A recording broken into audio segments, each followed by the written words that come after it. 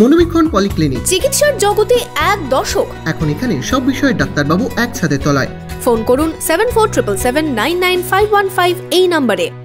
বহরমপুর লোকসভায় তৃণমূল প্রার্থী ইউসুফ পাঠানের বিরুদ্ধে বিদ্রোহ শেষ। বহরমপুরে ইউসুফ পাঠানের প্রচারের প্রথম দিনই সামিল হুমায়ুন কবির। ইউসুফ পাঠানের প্রচার অভিযানে অংশ নিতে জেলা তৃণমূল কার্যালয়ে পৌঁছলেন ভরতপুরের বিধায়ক হুমায়ুন কবির। সঙ্গে রয়েছেন মুর্শিদাবাদের সাংসদ আবু তাহের খান, জেলা সভাপতি কান্দির বিধায়ক অপূর্ব সরকার। ইউসুফ পাঠান আসছে, দেখি আমরা মেহমানকে সেই আতিথেয়তা দিতে পারি কিনা।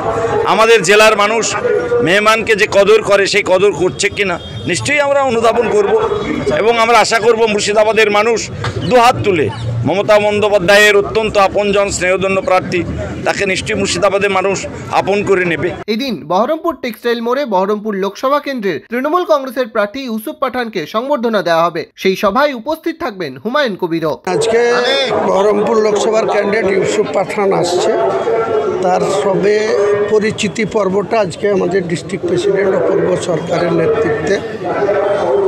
এখানে কন্টেস্টিং ক্যান্ডিডেট আবু তাহের খান আছে, তারপরে উনি আসছেন। এটা একটা পরিচিতি পর্ব, কর্মীদের সঙ্গে বহরমপুরের মানুষের সঙ্গে একটা তার পরিচিতি পর্বটা ঘটানো। মৌনমালিন্য কিছুই ছিল না, আমার বক্তব্য ক্লিয়ার ছিল। 10 তারিখে ঘোষণা হয়েছিল, 11 তারিখে আমি বলেছিলাম যে রাজ্য নেতৃত্ব এই সিদ্ধান্তটা নিয়েছে, আমাদের যদি ডেকে একটু বলে দিতেন বা জেলা প্রেসিডেন্টের মাধ্যমে যদি আমাদেরকে আগে থেকে বলতেন তাহলে মনের দিক থেকে খুশি থাকতাম। এটাই ব্যাপার। অভিষেক বন্দ্যোপাধ্যায় আমাদের নেতা, তিনি যা বলবেন সেটা। আমার বিধানসভায় 43,383 মার্জিনে জিতেছি, সেটাকে ক্রস করার চেষ্টা করব লিডে ইউসুফ পাঠান।